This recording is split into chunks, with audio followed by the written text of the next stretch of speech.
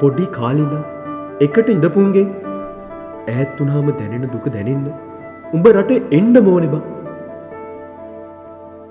හැමෝම කියන විශ්වාස කරන්න අමාරුයි කියපු පාස්පෝර්ට් යාළුව ණයට කොලය ගකුහි වලට පොඩි උදව්වක් කොම්බිනිය ගහලා එන ගමන් ගේන හයිකිය කාලා සෙට්ටින ඒ යාළුකම හරි වෙනස් බං.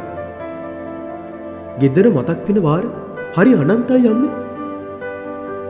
බයිතු ගක්කු ආයෙත් බයිතු හැමදාම එකම රටාව.